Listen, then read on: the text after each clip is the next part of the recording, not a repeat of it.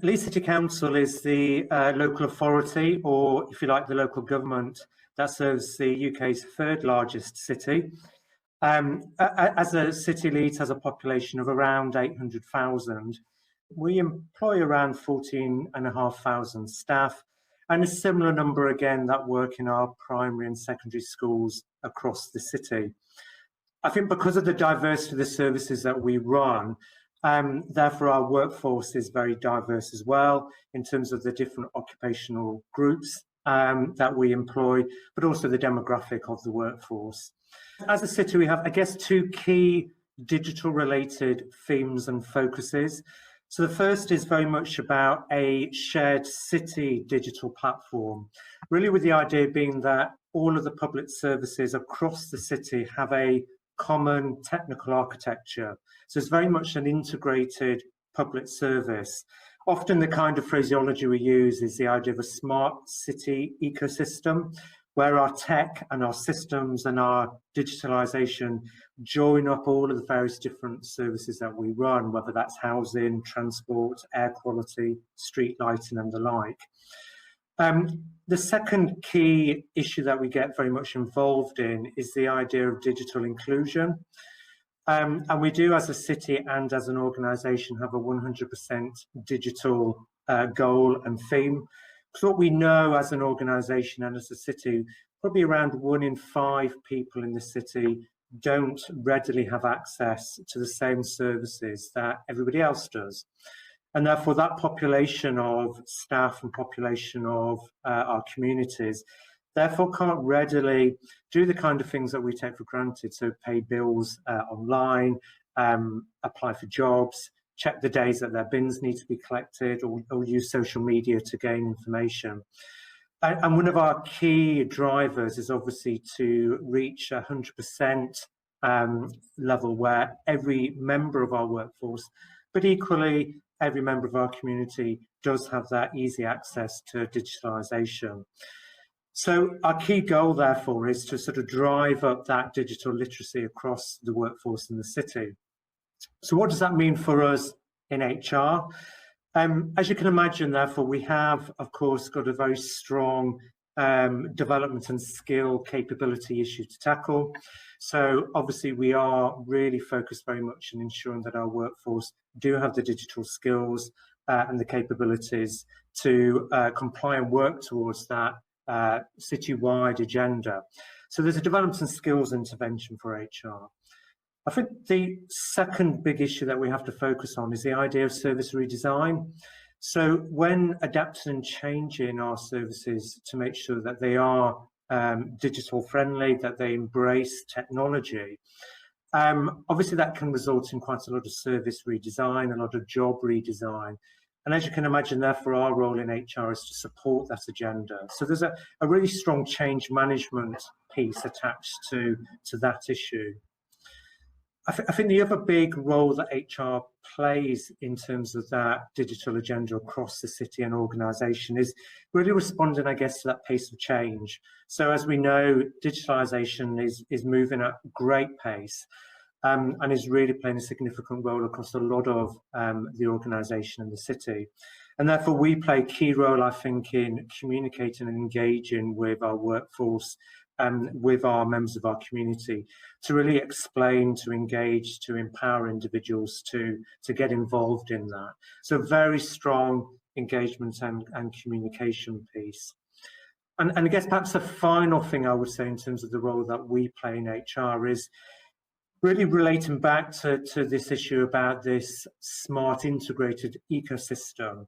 And I think HR needs to play a really key role, and we're endeavouring to play this key role, thinking about where digitalisation fits within that whole employment life cycle. So I think probably we're already quite familiar with the idea of technology playing a key role in bits of the life cycle, so in terms of recruitment, online learning and development, induction, onboarding, but it's broadening that out and really making sure that we have that integrated system right across the employment life cycle and really playing a key part in the employee experience of our staff. Delivering that 100% digital literacy approach and that integrated ecosystem approach is a big ask for HR. And some of the real sort of key skills that I think HR leaders need to respond to are perhaps 2 or 3 key things to share with you. I think that the first interesting thing is obviously with technology and digitalization, we are often on a daily basis, often minute by minute, we have this abundance of information, of data, of analytics that we require and we need and we use in our jobs. But I think one of our key roles, I guess, one of the key skills is the idea of being discerning with that. So what it is from that data and that information that we actually are embracing, we're using, and then sharing with the workforce, sharing with our managers and leaders, and really being quite selective, quite discerning with how we translate and synthesize all of that information, all of that data. And I think a key skill for us in HR, I think, is to translate all of this into a sort of meaningful narrative that broad and diverse workforce will be able to pursue, to understand, to get engaged with. So it's sort of very much about that sort of storytelling, I think, is a key HR skill connected to this agenda. I think perhaps the other key skill is not new for HR colleagues, but it is very much about always relating digitalization back to that corporate purpose and your corporate principles and mission. Because often you can get sort of quite wrapped up into very specific technological agendas or bits of implementation or program development that you're doing. And I think our key skill is translating that back to key goals, to key purposes, back to that people agenda. I think the other interesting issue is how much technical expertise do HR leaders need? What kind of level of information and skill do we need as leaders to respond to this agenda? I mean, it goes without saying that HR leaders don't, of course, need to be technical experts, but I do think they need to be curious. I think they need to think and reflect on where the trends are, where those big issues are, because it can be difficult to keep up with a lot of the terminology, whether it's MRPs or monolithic ERPs or postmodern ERPs or robotic process automation. It's really quite complicated. But HR leaders, I think, need to be curious and spot the trends and have that sense as how all of that kind of development and progression can impact on the employee experience, can impact on those different bits of the employment life cycle. In a way, one of the really interesting, challenging things at the moment is there's some inherent sort of conflicts or dichotomies, I think, in terms of readying ourselves for this technological revolution or further digitalization. So we know about automation. We know that this can have quite an interesting an adverse impact on people's sense of job security and job change. Yet at the same time, of course, as an HR professional, you really want people to be secure, to be engaged, to be happy, to be well. So there's a bit of a conflict there between how you manage those messages between automation and job security and engagement. Likewise, I think there's a little bit of conflict for HR people to practically think about now in terms of this issue about using technology to help us to standardize, to simplify. We, for example, in the council talk quite a lot about let's adopt, not adapt, so we can sort of drive up efficiencies, we can reduce complexities. But at the same time, we want to personalize services and make put individuals at the heart of it. So we want individuals to make their own choices, to feel really empowered and feel that they as an individual matter.